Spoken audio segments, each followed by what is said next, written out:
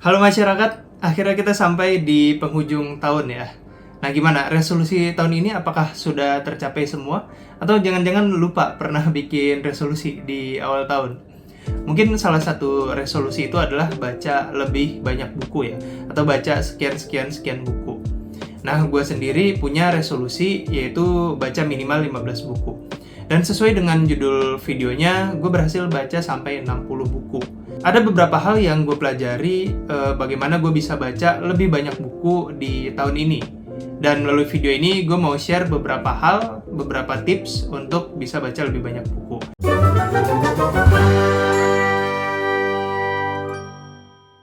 Yang pertama adalah ketika kita mau baca buku, itu kita harus suka dulu sama bukunya. Lalu gimana cara kita menentukan atau memilih buku yang sekiranya akan kita suka, yaitu dengan cara eksplorasi. Nah, kalau gue sendiri, gue awalnya memilih dulu nih, topik apa yang kira-kira gue minatin gitu. Di tahun ini gue lagi penasaran sama topik sejarah sama antropologi. Nah, akhirnya gue nyari di mana? Gue nyari di Goodreads ya. Di situ gue baca-baca review, baca-baca sinopsis beberapa buku yang membahas topik sejarah dan antrop. Atau sekarang juga banyak ya bookstagram gitu yang di Instagram, atau booktuber yang mereview buku-buku atau menjelaskan sinopsisnya secara singkat. Kemudian setelah kita dapat bukunya nih, oh gue minat nih baca ini, oke kita beli kan ya, terus kita baca. Ternyata setelah 2-3 bab itu misalnya buku non-fiksi ya, aduh gue nggak terlalu ngerti nih gitu, bahasanya ternyata susah dipahami setelah ke belakang.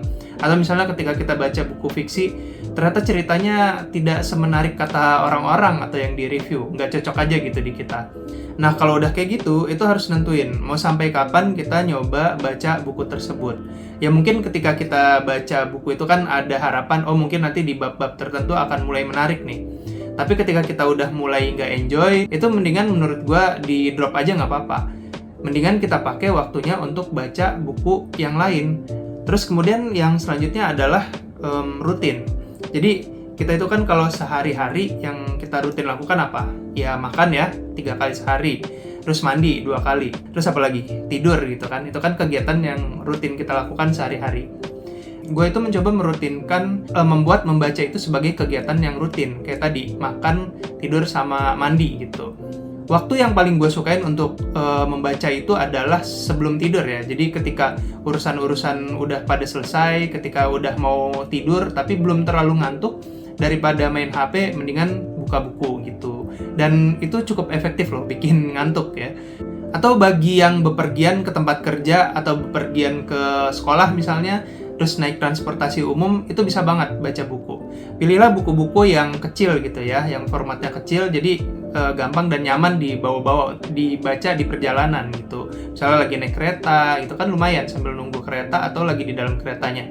Jadi kita tuh sebenarnya bukan nggak ada waktu untuk baca buku. Kita nggak mengalokasikan waktu untuk membaca buku.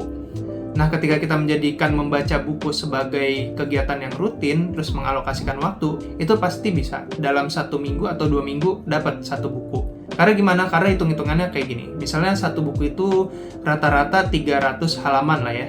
Terus kecepatan membaca orang kan beda-beda. Tapi mari kita asumsikan 1 halaman itu 1 menit. Jadi kalau kita mau namatin 1 buku, itu butuh waktu sekitar 300 menit. Kalau dalam sehari kita baca 30 menit aja, berarti dalam 10 hari itu udah bisa tamat 1 buku. Apalagi kalau kita bacanya di weekend ya, misalnya kita baca lebih lama, bisa 1 jam gitu. Semingguan lah bisa dapat 1 buku.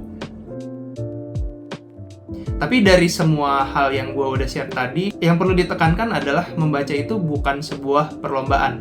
Jadi jangan sampai kita membandingkan dengan orang lain gitu. Orang lain udah baca 60, 80, 100 buku, tapi gue baru 10. Yang paling penting ketika kita membaca suatu buku, kita enjoy gitu membacanya.